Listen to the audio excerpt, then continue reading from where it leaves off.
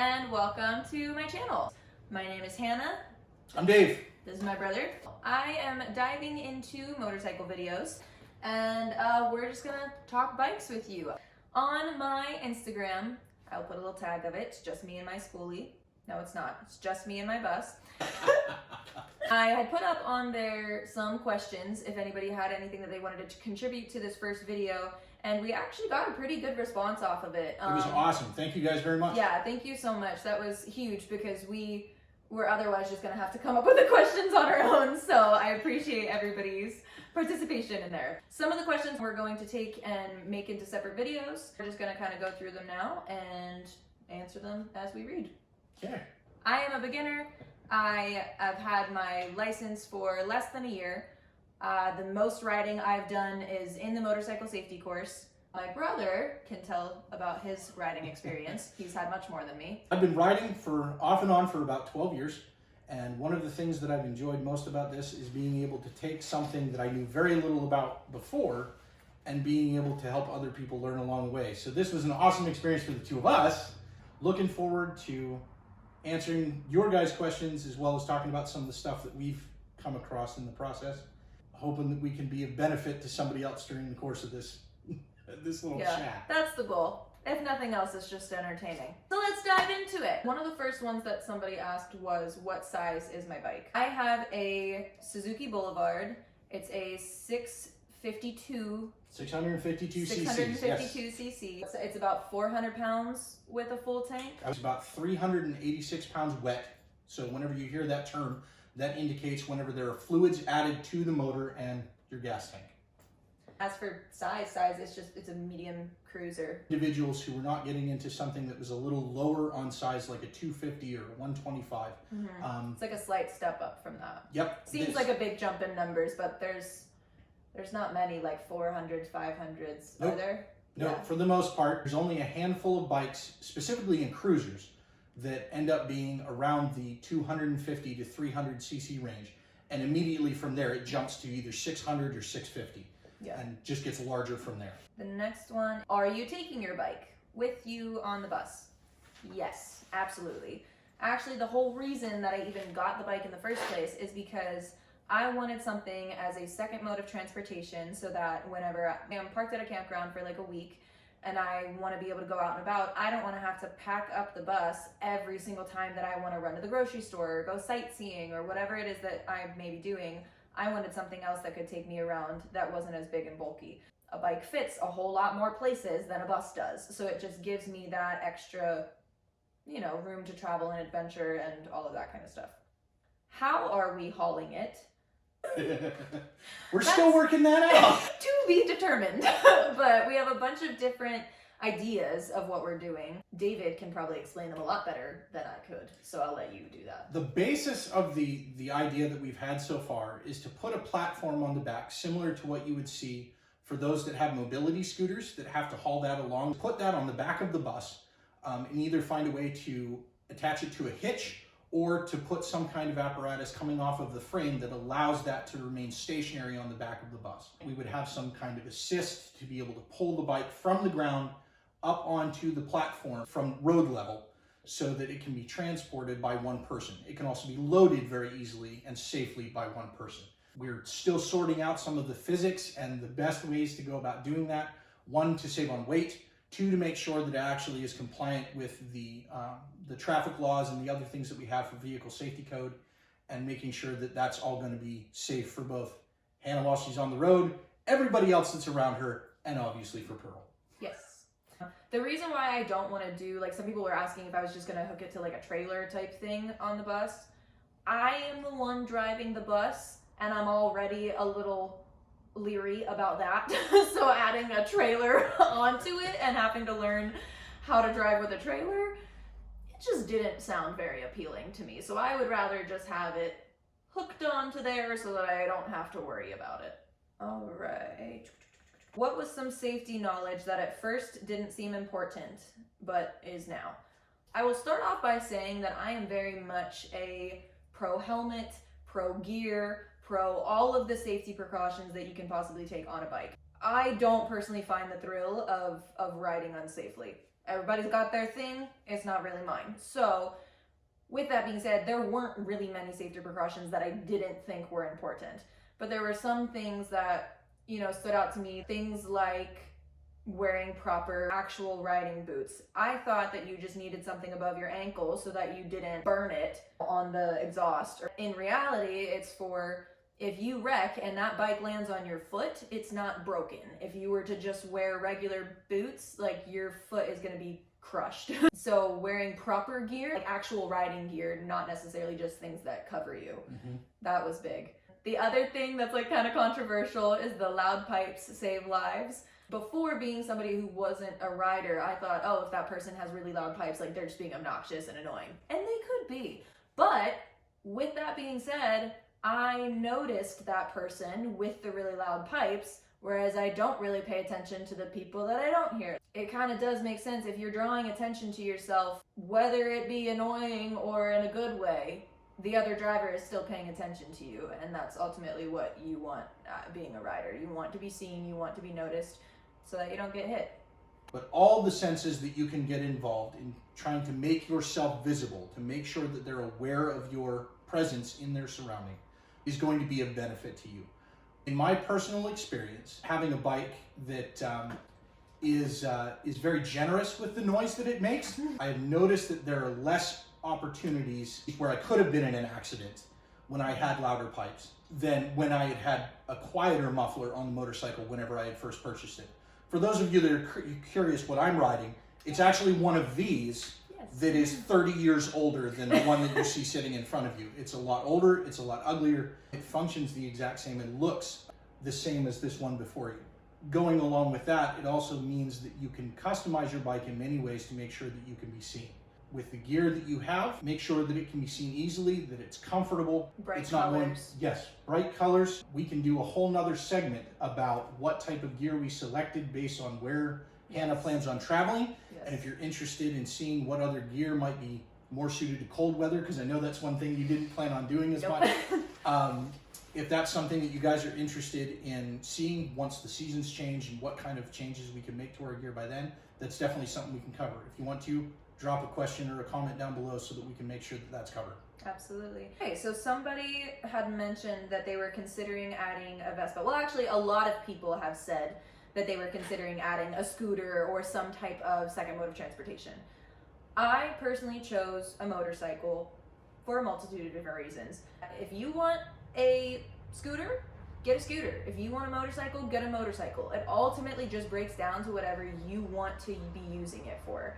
I knew that this was going to be basically my sole transportation whenever I'm parked. My bus is getting me to and from point A to B, but this is what's getting me around while I'm there. I wanted something that was going to be able to go fast enough that I could go on the highway if I needed to, and also something that can get me out of the way if I need to get out of the way. If somebody's not seeing you, then you need to be able to book it out of their way. On a scooter, you don't always have enough guts to get up and out of the way fast enough. So that was something that was really, really important to me about getting a motorcycle versus a scooter. I mean, there's a couple other reasons. I just personally like motorcycles better, but that's pure aesthetic, nothing else. For those of you that are considering putting scooters on the back of a scooter, scooters have a lot of benefits as compared to motorcycles, but at the same time, they have some weaknesses. It's just a give and take. Figure out what your riding style is. If you plan on doing a lot of short trips, or a lot of low speed in-town driving, a scooter might be the way to go. There are several cities that also are more scooter friendly in terms of parking options. So they allow you to park on the sidewalk as compared to on the street. Motorcycles in most places are not allowed to park on the sidewalk. Being that scooters in several instances have a lighter weight, it might be easier to haul. So you're conserving fuel when you're getting from point A to point B in terms of hauling the vehicle. Definitely. Weigh your options around, figure out what you like best. Yeah. The thing that we got a lot of questions on is tools to keep with you on the bus. What are common breakdowns that happen on the bus? What are like just some tips and tricks of general maintenance on the bike? These are all things that I'm still learning. And there's a lot there to be covered as well. For stuff like that, because there was such an interest for it, it'd be really cool for Hannah and I to actually put something together for you to say, here's something that you can take with you and here's some things that we learned along the way. Right, and because I'm still learning, it kind of works out that we're just gonna do a whole video on it so that you're teaching me and you guys are following along, and then it kind of just benefits both. So For sure. So we're gonna save that for the next one, or one of the ones after this. I'm not sure. What motorcycle is good for a schoolie? One of the things that popped into my head right off the bat is the weight of it. Like, I would pick something that's a little bit smaller. One, because if you're hauling it on the back of your bus, like, that's just more added weight that you're putting on the back of your bus. You're getting less gas mileage, and you have to be the one that's loading and unloading it. And you don't want something that's like 1,000 pounds that you're not going to be able to handle. What are some other characteristics that you're thinking? This bike was a good size in terms of footprint, not just in engine size and capability. What do you mean by in footprint? So the physical space that it takes up is the footprint. How much space it would take up on the back of the bus or in a space that is oftentimes referred to as a footprint. So Hannah said that she'd be doing a lot of riding specifically on the road. This bike is not geared, nor is it equipped to handle off-road riding. So that's something. That's definitely something. The environment you're going to ride in. Yeah, the environment that you're going to ride in is big. If you're a schoolie person, odds are you're probably going to national parks, different things like that, like you're traveling around to sightsee. So maybe getting a bike that is dual sport, like both on-road and off-road, would be a good idea.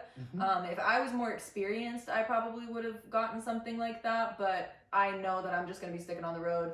Loose dirt freaks me out, so I'm not going to be doing any of that anytime soon. But that would be something to consider. Again, it's not so much what's good for a schoolie, it ultimately just breaks down what's good for you. A motorcycle is just as much a personal expression of yourself and who you are and what you like to do as anybody who would build a schoolie to haul one. Yeah. So just make sure that you keep in mind that what you do and your goals and who you are and what you want to accomplish has just as much importance applies to what kind of bike you select. Whether that's you're just going to be using it for dirt travel, or you're going to be doing dual sports so that you can go in between for various things, or you want extra pack space so you buy an adventure bike instead, or you're looking for something that's more comfortable or a lot more laid back so you get a scooter for lower travel, or you get a touring bike that's a little bit larger but has some of the capacity for you to take a longer trip away from your home, away from home. Oh, okay. What are some simple fixes when your carburetor is finicky?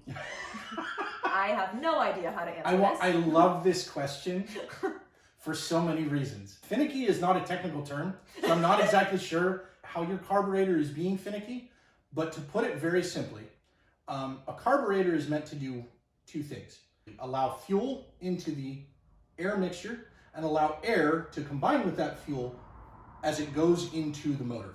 So if you have a carburetor that is being finicky, most of the problems with that carburetor are going to either be environmental, so the air mixture outside is going to be problematic for combustion, or the fuel mixture mechanically is being stopped inside and it's not mixing with the air properly to allow your motor to run the way that it's supposed to be. There's a possibility that it needs cleaned. Check to make sure that you have a proper safety manual or a really good mechanic friend that you can put drinks in their fridge and will help you take the carburetor apart and fix it. Always good to make mechanic friends. Yes, have mechanic friends. They're the best. Treat them well. You need them. With that in mind, make sure that you just take the opportunity to learn how your particular bike works. And if not, have somebody that's there that can explain things, because the last thing you want to do is end up having to call a tow or somebody on the road and pay exorbitant prices from a mechanic shop for something that could be a very easy fix that you could do yourself with very simple tools. Next question. How you picked your first bike, how and why you picked this one, and what is your dream bike? So we kind of already A little bit went over this. But I will say the whole story about how Pearl came to be So nice. is going to be in a different video. Just because it's kind of a lengthy story. So And it's not just lengthy.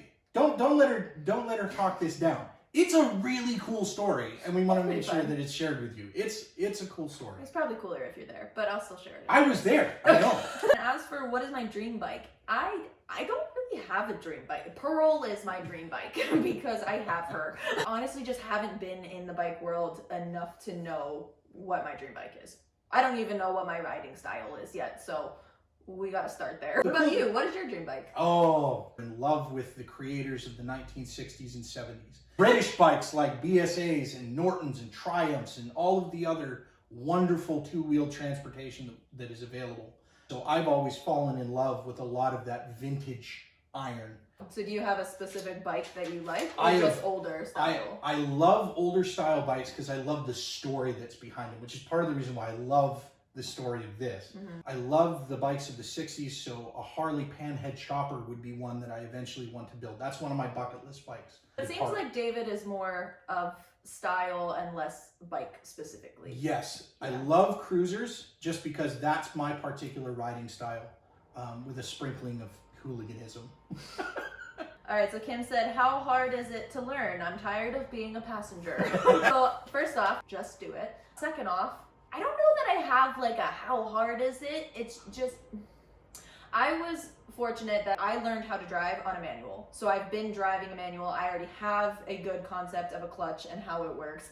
And that is huge because whenever I was taking my motorcycle safety course, which I recommend everybody does, find one near you. You're gonna learn so much more on that course than you could ever learn by yourself, because you're gonna be so much more comfortable. You have instructors that are there. Odds are you're on their bike and not yours, so if you dump it, it's not a big deal. And it's just good to learn in a controlled environment like that instead of being out on the road where, you know, there's other people involved that don't know that you're a new rider. But going back, what was I saying? Talk about why she is it hard to learn?